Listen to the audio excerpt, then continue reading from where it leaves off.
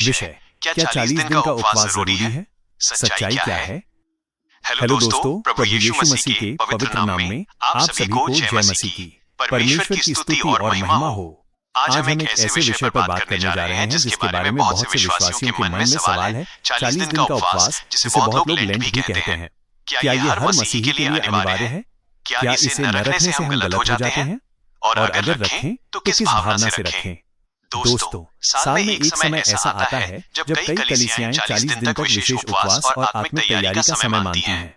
इस समय की शुरुआत रात बुधवार से होती है और ये गुड फ्राइडे तक चलता है। इस दौरान कुछ लोग मांसाहार छोड़ देते हैं, कुछ लोग मनोरंजन से दूर रहते हैं, कुछ लोग विशेष प्रार्थना और संयम का जीवन जीते हैं।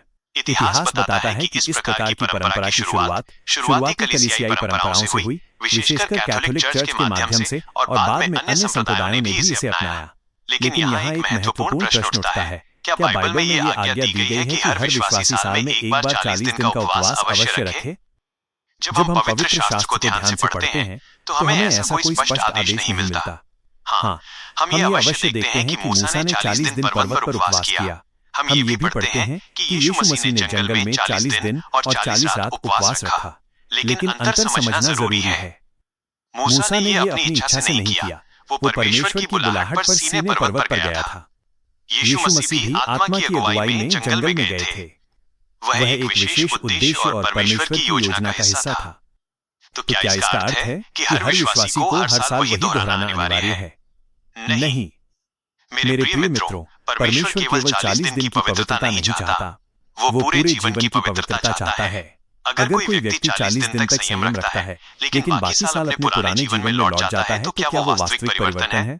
सच्चा उपवास केवल भोजन छोड़ना नहीं है, सच्चा उपवास है अहंकार छोड़ना, क्षमा न करने की भावना छोड़ना, बुरे शब्द छोड़ना, पाप की आदतों से सचमुच मुड़ जाना। अगर कोई व्यक्ति इन 40 दिनों में आत्मिक रूप से बढ़ता है, प्रभु के और करीब आता है, तो ये अच्छी बात है।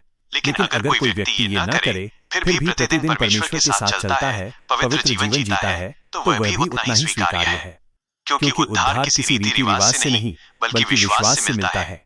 हम त्योहारों का सम्मान कर सकते हैं, चाहे वो गुड फ्राइडे हो, ईस्टर हो या कोई अन्य स्मरण दिवस, लेकिन हमारा ध्यान तारीख पर नहीं बल्कि उस कार्य पर होना चाहिए जो क्रूस पर पूरा हुआ। जब भी कोई व्यक्ति अपने पाप से मन फिराता है, पश्चाताप करता है और प्रभु को अपने जीवन में स्थान देता है, वही उसके लिए पुनरुत्थान का दिन है, वही उसके लिए नया जीवन है। तो क्या 40 दिन का उपवास गलत है? नहीं। क्या ये अनिवार्य है? नहीं। यह व्यक्तिगत निर्णय और आत्मिक समझ का विषय है।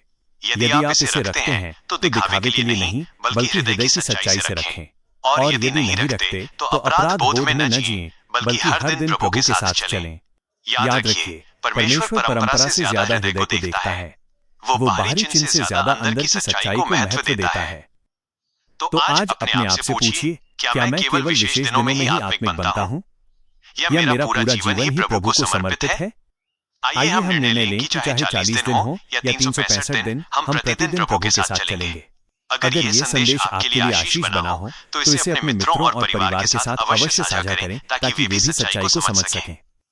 प्रभु आपको बुद्धि और समझ दे। जय मसीह की।